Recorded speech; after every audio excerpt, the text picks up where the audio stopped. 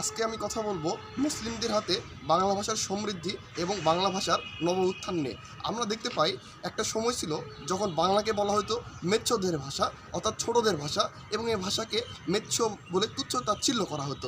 আমরা এই সময় এই জিনিসটা লক্ষ্য করি যে এই বাংলা ভাষা যারা কথা বলবে, বলা হয়তো অথবা কথা শুনবে, তারা রৈরব নামে একটা নরকে যাবে।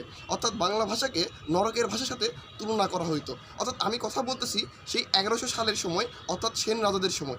এই সেন রাজারা 1100 সাল থেকে 1200 সাল এই সময়কালের মধ্যে এই 100 বছর তারা এই বাংলা ভাষাকে তারা নিষেধ করে দিয়েছিল।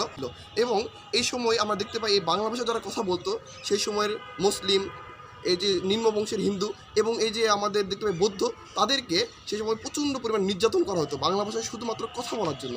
তাদেরকে এমন পরিমাণ নির্যাতন করা হতো যে আমরা দেখতে পাই যে এই বৌদ্ধ যারা রয়েছে তারা এই বাংলা থেকে পালিয়ে যায়, তিব্বত, নেপাল এসব জায়গায় তারা পালিয়ে যায়। এবং যার কারণে এই বৌদ্ধদের অত্যন্ত সমৃদ্ধশালী একটি এই সাহিত্যকর্ম ছিল চর্চাপদ, যা বাংলায় আবিষ্কৃত না হয়ে নেপালের রাজদরবারে আবিষ্কৃত হয়।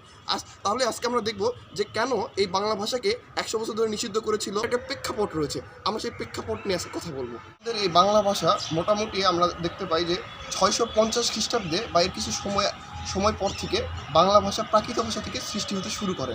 অর্থাৎ বাংলা ভাষার জন্মকাল ছিল সেই সময়টা, অর্থাৎ প্রাকৃত থেকে বাংলা ভাষার সৃষ্টি হচ্ছিল এই 650 বা এর কিছু সময় পর এই খ্রিস্টাব্দে এই সময়টাতে। অর্থাৎ অনেকেই আমাদের ভুল ধারণা রয়েছে যে সংস্কৃত থেকে বাংলার উৎপত্তি, এটা আসলে ঠিক না। এটা আসলে একটা রাজনৈতিকভাবে ব্যবহার করা হয় সংস্কৃত থেকে বাংলার উৎপত্তি। এটা নিয়ে আমরা পরবর্তী ভিডিওতে কথা বলবো। তাহলে এই 650 খ্রিস্টাব্দে বাংলা ভাষা যখন ধীরে ধীরে বাংলা ভাষা জন্ম লাভ করতেছে, আর এদিকে আমরা দেখতে পাই 610 খ্রিস্টাব্দে আমরা দেখতে পাই হযরত মহানবী সাল্লাল্লাহু আলাইহি ওয়াসাল্লাম নবুয়্যপ্রাপ্ত হন।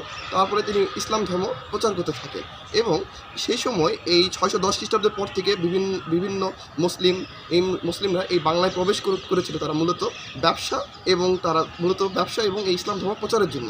তারা ইসলাম ধর্ম প্রচার করার জন্য তারা চিন্তা করলো কোন ভাষাটাকে তারা গ্রহণ করবে।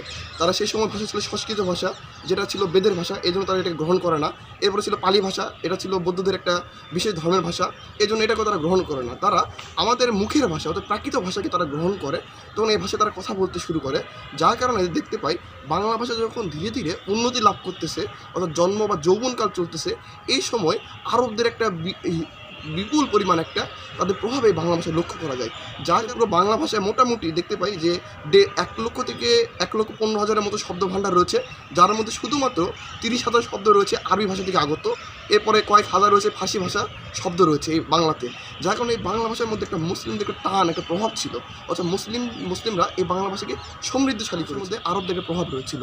এবং যার কারণে ধীরে ধীরে এই বাংলায় মুসলিম প্রচার আরও ধীরে ধীরে বৃদ্ধি পায়। এবং সেনারা যখন এই বাংলায় প্রবেশ করে, তারা একটা ভাষার প্রচলন করেছিল শুধুমাত্র, সেটা হচ্ছে সংস্কৃত। কারণ সংস্কৃত ছিল তাদের স্বর্গের ভাষা। তাহলে এই ভাষা আমাদের মুখ থেকে কেড়ে না হয়। প্রায় 100 বছর ধরে বাংলা ভাষায় কথা বলা ছিল নিষিদ্ধ বা শোনাও ছিল নিষিদ্ধ। এগুলো আর কিছু সময় যদি বাংলা ভাষা নিষেধ থাকতো এই বাংলায়, তাহলে আমাদের মুখের ভাষা বাংলা হইতো না, হয়তো সংস্কৃত। আমি এই সকল কিছু রেফারেন্সগুলো অবশ্যই কমেন্ট বক্সে দিয়ে দিব। এবং এর পরবর্তীতে দেখতে পাই যে ইখতিয়ার উদ্দিন মোহাম্মদ বখতিয়ার খলজি এই সেন রাজাদের উপরে আক্রমণ চালায় এবং 601 হিজরির 19শে রমজান তিনি এই বাংলা জয়লাভ করেন। এবং তার জয়লাভের মাধ্যমে জয়লাভ করার পরবর্তীতে বাংলা ভাষার উপরে যে নিষেধাজ্ঞা ছিল সেটা তিনি প্রত্যাহার করেন। অর্থাৎ সেই দিন যদি মুসলিমরা বিজয় না করতো এই বাংলা, সেদিনরা যদি এই বাংলা থেকে বিতাড়িত না করতো, তাহলে আমরা কি দেখতে পাই যে এই বাংলা ভাষা আজীবনের জন্য, চিরকালের জন্য নিষিদ্ধ হয়ে যেত। আমাদের মুখের ভাষা বাংলা হতো না। যদি আমাদের মুখের ভাষা বাংলা না হতো, আমাদের চিন্তা, চেতনা, সংস্কৃতি সব কিছু পরিবর্তন হয়ে যেত। আমরা একটা আইডেন্টি ক্রাইসিসের মধ্যে থাকতাম।